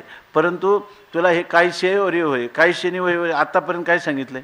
कशाने होईल? जरी मनबुद्धी साचीची काय माझी या स्वरूपी अर्पिशी, तरी मातेची गा पावशी, आणि हे माझी भाक, असं मी प्रतिज्ञापूर्वक सांगितलं. अरे साक्षात जगन्नायक परमात्मा हे सांगत आहे आणि मी त्याला शरणागत झालेला आहे. मी त्याला बोललेलं आहे, कार्पण्य दोषोपहत स्वभावा करिष्ये वचनम तव, असं मी जर बोलत असेल तर मी आता अनुष्ठानात प्रवृत्त व्हायला पाहिजे. परंतु भगवंताला हे सांगण्याची वेळ येते की तू मनबुद्धी हेची काही सयावरी होय, हे मला कशाने होईल? कशाने होईल म्हणजे ज्याने होईल ते तुला सांगितलंच ना आता. परंतु ऐसा जरी संदेह वर्तत आहे, जरी तुझ्या मनात अजूनही असा जर संशय होत असेल तर आता तुला मी काही सांगणार नाही. आता तुला मी वेगवेगळे तर्क सांगणार नाही, कारण कधीतरी तर्क सांगितले तू म्हणतील हे आईशे काही शयावरी होय म्हणतच राहशील. म्हणून आता मी सांगतो की अभ्यासून आधी पाहे. अगोदर जे मी सांगितलं ना त्याचा अभ्यास कर अगोदर, आणि मग अभ्यास कर आणि मग नव्हे. आणि जर तुम्हाला प्राप्त झाला नाही तर कोपे, आणि मग सांग की मी इतके वर्ष याच्यामध्ये केलं आणि फुकट गेले, आता याचा काय उपयोग झाला. मग मला तू रागाव. म्हणजे अगोदर हा विषय काय आहे? ज्या वेळेला, म्हणजे याचा अर्थ आहे ज्ञान जे ते वस्तुतंत्र आहे, प्रमाण प्रमेयाधीन आहे. परंतु हे जे उपासना जी आहे ना ही कर्त्याच्या अधीन आहे नेमकी. याच्यामध्ये समजा तुम्हाला सांगितलं मला ग्लासभर पाणी आणा सांगितलं, तर तुम्ही ग्लासभर पाणी आणायचं का नाही याच्याबद्दल हे स्वतंत्र आहे की नाही? बरं, ग्लासभर आणायचं का अर्धा ग्लास आणायचा? पाणी चांगलं आणायचं की हो खराब आणायचं? सगळं तुमच्याच हातात आहे. ते कर्तृतंत्र आहे. उपासना ही काय आहे? कर्तृतंत्र आहे. म्हणून ते इथं सांगतात अभ्यासून आधी पाहिजे, पुन्हा पुन्हा आवृत्ती करून ही उपासना तू करून पहा आणि मग नव्हे. आणि मग जर त्याचं साध्य तुला प्राप्त झालं नाही तरी कोपे, तर तू माझ्यावर रागाव. याचा अर्थ काय आहे की या ठिकाणी ही जी उपासना आहे ही कर्तृतंत्र आहे, म्हणजे कर्त्याच्या इच्छेवर अवलंबून. तंतोतंत करायची, कमी करायची किंवा करायची नाही, हे सगळं आपल्यावर अवलंबून आहे. नुसत्या शंका करून उपासनेमध्ये कधी चालणार नाही. ज्या दिवशी तुमची अतिश्रद्धा होईल, ज्या दिवशी तुमच्यात अनुष्ठानात प्रवृत्ती होईल, तेव्हाच त्याचं काही ना काही फल मिळायला तुम्हाला सुरुवात होईल. अन्यथा तुम्ही जर ही ज्ञानचर्चेसारखी ही उपासना चर्चा कितीही दिवस करून बसले तरी नाही. मग तुम्ही म्हणणार, तुम्हीच आता सांगितलं का सत्संगतीत याचा अर्थ कळून घ्यावा लागतो, शंका करायच्या नाही का? उपासनेमध्ये त्या ठिकाणी जरी तुम्ही उपासना कशी करायची हे समजून घ्यायचं, त्याच्याविषयी तर्क करायचे नाही, कारण त्याच्यामध्ये नेमका श्रद्धा हा अवच्छेदक महत्त्वाचा आहे. त्याच्यामध्ये तर्क जो आहे, तार्किकांचा टाका संग आणि पांडुरंग स्मराव. तुमच्या जरी चौथ्या तरंगामध्ये त्या अदृष्टीला तत्वज्ञान झालं नाही, पण त्यांनी उपासनेला परमात्मा म्हणजे ब्रह्मस्वरूपाच्या चिंतनाला तो प्रवृत्त झाला की नाही? का त्यांनी काय सांगितलं? काही नाही, कारण तो श्रद्धाळू होता. तुम्ही जे सांगाल ते करील, परंतु मला हे ब्रह्मज्ञान झालं पाहिजे. तर त्याला अशा प्रकारचं परमात्म्याचं ध्येय स्वरूप सांगितलं का चिंतने चिंतने तद्रूपतेकडं कसं जाईल असं सांगितलं. त्यांनी त्याचं अनुष्ठान केलं आणि तो मुक्त झाला. लय चिंतन केलं, मुक्त झाला असं सांगितलं. किंवा अंग्र उपासना इत्यादी साधनं सांगितली. त्याच्यामध्ये भक्ती अशीच का करायची? आणि त्या तुम्ही म्हणताय का शालिग्राम आहे आणि त्यालाच कृष्ण माना, पाहतो तो दगडन कसं काय करायचं, अशा शंका बसल्या. ते तुझ्यासाठी ही उपासनाच नाही. याच्यामध्ये तुला जर खासच जर अगदी घासून चिंतन करायचं असेल तर तू कुठं ज्ञान चर्चा कर. पण तिथंसुद्धा जर तुला झालं नाही तर आम्ही सांगू श्रद्धेचा अभाव आहे. कारण श्रद्धावान लभते ज्ञानम, म्हणजे परमार्थामध्ये श्रद्धा हे फार महत्त्वाचं साधन आहे आणि ती बाजारात कुठेही मिळत नसते. अनंत जन्माची पुण्याई जेव्हा फल देण्याला सन्मुख होते त्यावेळेला आपल्या अंतःकरणात ही श्रद्धा जी आहे ती काय बरं, ती श्रद्धेसाठी कोणत्या साधनाने उत्पन्न होईल असं सुद्धा सांगता येत नाही. श्रद्धा ही भगवत अनुग्रहाने प्राप्त होत असते. श्रद्धा अशी प्राप्त होते. त्याचं हे करताना त्यांनी लिहिलं अनुग्रह, म्हणजे ह्या शब्दाचा अर्थ कृपा असा आहे. कृपा म्हणजे कुपुरक्षणे असा आहे. भगवंताला ज्याचं रक्षण करावं वाटतं ना त्याच्या हृदयात पहिल्यांदा तो श्रद्धा निर्माण करतो. भगवंताला ज्याचं ज्ञानमार्गात प्रवृत्ती करायची झाली ना तर भगवान प्रथम त्याला सद्बुद्धी देतो आणि ज्या उपासना मार्गात त्याला सहाय्य करायचं झालं तर भगवान प्रथम त्याला श्रद्धा देतो. बरोबर ना? मग आता ही जर श्रद्धा नसेल तर काहीही कोणाचाही इलाज नाही, म्हणजे ना इलाज को क्या इलाज आहे अशी स्थिती आहे. म्हणून जर श्रद्धा असेल तर तो काय म्हणतो, हे शास्त्राने सांगितलं, गुरुजींनी अशा प्रकारे सांगितलं, त्या प्रकाराने मी उपासना करील. आणि किती दिवस करायचं? काय होईल ते हो या शेवटी, लाभ आणि तुटी देव जाणे. काय व्हायचं ते होऊ द्या. मी आयुष्य अनेक जन्म मी असेच अनात्म पदार्थामध्ये खर्च केले तर आत्मस्वरूपासाठी त्या परमात्म्याची सेवा म्हणून हा एक कोरा जन्म मी त्याच्यासाठी समर्पण करील. असं जर असलं तिथं भगवान सुद्धा जरा त्रासल्यासारखे वाटतात, आहे की नाही? हे कायसयावरी होय ऐसा जरी संदेह वर्तत आहे तरी अभ्यासूने आधी पाहे आणि मग नव्हे तरी कोपे. अगोदरच सांगू नका, नाही तर लोक काय म्हणतात की नामस्मरणाने मोक्ष नाही असं कोण म्हणतं? ते म्हणतात 3 दिवस झाले सारखं करतोय. आता 3 दिवसांनी याच्या किती अनंत जन्मातली किती असतील काही रास ते. बरं एवढी श्रद्धा नाही की मी एकदा घेतल्याबरोबर जातच. श्रद्धा असती तर एवढे तरी कशाला करा, दररोज एक माळ तरी कशाला? अरे आयुष्यात एकदा रामकृष्ण हरी म्हणलं माझा मोक्ष झालेलाच आहे, मला कशाला पुन्हा पुन्हा आवृत्ती सांगता? तर एवढी श्रद्धा असेल तर त्या श्रद्धेत त्याच क्षणी मुक्त झाला की नाही? त्याला ज्ञानाचे श्रम आहेत का, ध्यानाचे श्रम आहेत का, साधन तीर्थयात्रा काहीच लागत नाही. बरं मोक्ष हे आपलं स्वरूपच असल्यामुळं ते कशाने होते? जी कल्पना केली त्याने होते, आहे का नाही? जर खरं ज्ञानाचा म्हणजे स्वरूपभूत ज्ञानाचं महात्म्य कळलं असेल तर मोक्ष कशाने होईल? आज पांडुरंगाचं दर्शन कशाला करावं लागतंय? तुका म्हणे मोक्ष देखील ह्या कळस आणि तत्काळ हा नाश अहंकाराचा. अहंकार जायला पाहिजे. आमचं म्हणणं नाही का ज्ञानाने जातो का भक्तीने जातो, आहे की नाही. कोणाचंही कोंबडं आरवू द्या, फक्त आम्हाला काय उजेडू द्या. बरं, हे मार्ग नामाचं विधान कोणी केले? शास्त्रानेच केलेले. ज्ञानाचं विधान कोणी केले? शास्त्रानेच केले. परंतु ते जे ध्यान आहे किंवा जी उपासना आहे ती काय आहे? ज्ञान फल पर्यवसितच होणारी उपासना. अशा प्रकारची साधनं शास्त्राने सांगितलेली आहेत. परंतु हे जसं घेईल त्याचा बोध आहे की नाही, तसंच ज्याच्याजवळ श्रद्धा असेल त्याच्याच ठिकाणी हे भक्तिप्रेम किंवा ह्या भक्तीविषयीची निष्ठा उत्पन्न होऊ शकते. त्या मनुष्याला कधी असं वाटलं नाही पाहिजे की पाप माझ्या ठिकाणी एखादा अपराध घडला, मग आता त्याच्या निवृत्तीसाठी काय मला प्रायश्चित्त घेतलं पाहिजे, असं नाही त्याला वाटलं पाहिजे. त्याला असं नाही वाटलं पाहिजे असंगत्वाचा निश्चय या ठिकाणी कामाला येईल. ज्ञानाचे ते नाही, माझा परमात्मा आहे. काय जो परमात्मा आहे ना, तो परमात्मा मला कसा, मी त्याचा दास आहे, तो परमात्मा माझ्या पापाचं निवारण केल्याशिवाय कसा राहील. अशा प्रकारे त्याला भक्तिनिष्ठा, भक्ती करणं, ज्ञान होणं ह्या वेगळ्या गोष्टी आहेत. कर्म करणं हे वेगळी गोष्ट आहे. परंतु कर्मनिष्ठा, भक्तिनिष्ठा, नाथ महाराजांनी फार गोड लिहिलं आहे की कर्मनिष्ठा, भक्तिनिष्ठा आणि ज्ञाननिष्ठा ह्या गोष्टी महत्त्वाच्या आहेत. आपण जर वेदांताचं श्रवण करतो आणि लगेच म्हणतो माझ्याकडून अपराध झालं, म्हणे काय सांगितलं? ब्राह्मण देवतेने सांगितलं का तुम्ही आता आमकं प्रायश्चित्त करा, आहे की नाही. याचाच अर्थ काय आहे? पाप पुण्याच्या आत न सुखम न दुःखम न पापम न पुण्यम चिदानंद रूप शिवोहम शिवोहम. आता तेच चिंतन कर ना, आहे की नाही. आता कशाला प्रायश्चित्त कर्म करायला जातो? याचा अर्थ काय आहे? त्याच्या ठिकाणी ज्ञाननिष्ठा निर्माण झाली नाही. अरे भगवंताचं एक नाम घेतलं, हरि उच्चारणे अनंत पापराशी जातील लयाशी क्षण मात्रे, असं जर स्थिती असेल तर आता म्हणतो असंगतो असंगोहम, असं कशाला म्हणतो? आता करू दे ना, किती पाप करी तुझं जी करविती अनिक नामे घेऊ, किती किती पापाच्या राशीच्या राशी कर, पण मी भगवंताचा दास आहे, मला पाप लागेलच कसं. अशी निष्ठा असली तर ती इष्टाची काय आहे? निष्ठा आहे. ह्याच्यापैकी कोणतीच निष्ठा नाही. आणि जीवनभर साधनं करतोच आहे की नाही, पायाला भोवरा बांधल्यासाठी, आणि फल काय पदरात पडलं? तत किम तत किम तत किम तत किम. मग आता भगवान सांगतात अभ्यास करायचा. तर तो अभ्यास कसा करायचा आणि त्या अभ्यासाने मनुष्य परमपुरुषाला कसा प्राप्त होतो हे पुढच्या श्लोकात सांगतात.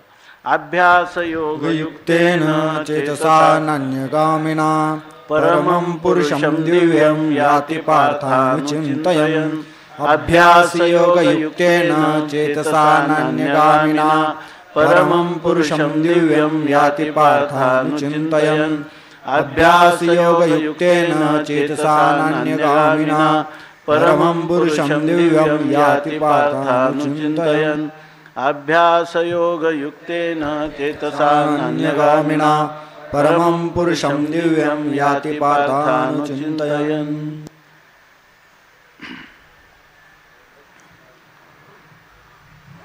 ह्या सगळ्या गोष्टीवरून आपली निष्ठा कोणती आहे हे कधी कळतं? जेव्हा काही प्रतिकूलता येते त्यावेळेला आपली कोणती निष्ठा आहे किंवा कोणतीच निष्ठा नाही. जर सगळ्यातूनच कुठूनच समाधान शांततेला प्राप्तच होत नसला तर एकही निष्ठा प्राप्त झाली नाही. ती वेळेला बरोबर त्याची कळती, किती जरी असला तरी त्याची खरी तर ती स्वसंवेद्य असावी, पण ती परसंवेद्यसुद्धा होऊ शकते. त्यासाठी त्यांनी उदाहरण दिलं की हां बघा हां काय सांगत होतं? हां, निष्ठेकरता उदाहरण दिलं त्यांनी. काय माझ्या हातात लक्षात नाही, ते जसे सांगितलेलंच आहे ते बरेच. हां हां बस ते एक म्हणून एकदा त्या एक बहुभाषिक आला होता का बादशाहकडं, आणि तो म्हटला की याची मातृभाषा कोणती ती ओळखून दाखवायची, कारण कोणती भाषा तो अस्खलित बोलायचा, कोणती भाषा तो अस्खलित बोलायचा, त्यामुळं त्याचं तो याची मातृभाषा कोणती हे सांगता येईना. मग बिरबलावर हे काम सोपवलं. बिरबल म्हणते उद्या सांगतो सकाळी म्हणे यांची मातृभाषा कोणती आहे. मग बिरबलांनी काय केलं, तो रात्री गाढ झोपेत असताना, थंडीचे दिवस होते आणि घागरभर थंड पाणी त्याच्या अंगावर ओतलं. तो लगेच आय आय करीत उठला. ते म्हणला हा मराठी. तसं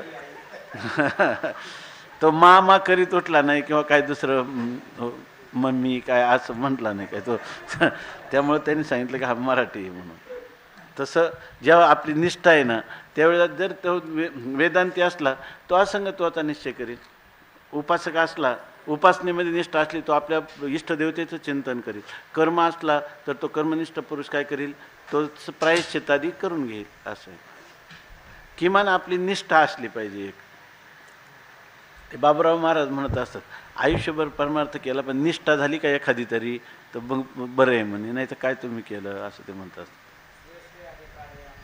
स्वस्वे अधिकारी निष्ठा सगुणा परिकीर्तिता. आपल्या अधिकारावर जी काही निष्ठा आहे तर त्यालाच काय म्हणतात गुण असं म्हणतात. आणि पुढं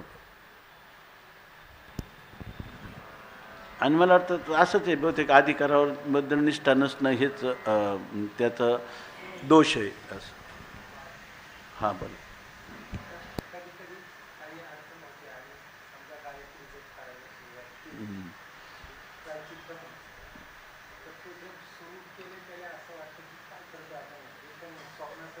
हां अशा वेळेस ज्ञाननिष्ठा ओळखायची आणि काय ओळखायचं आहे की नाही. तर बोलणंच तुमचं सांगतं की हे ज्ञाननिष्ठा दाखवतं. हा राहिलं तरी आभाषिक राहतं ना, राहू द्या की काय त्याचं. ते उलट लोकसंग्रहासाठी उपयोगाचं आहे ना.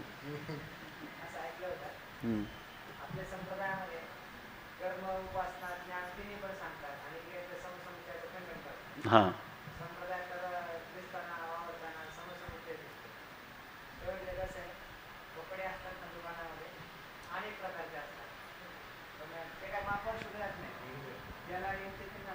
हां बरं. वारकरी संप्रदाय म्हणजे संदीप महाराज म्हणतात रेडीमेड कपड्याचं दुकान आहे, कोणाच्याच मापावर शिवलेलं नाही. पण आमचे ते शास्त्री महाराज म्हणजे कोणाच्या तरी अंगात आल्याशिवाय राहत नाही.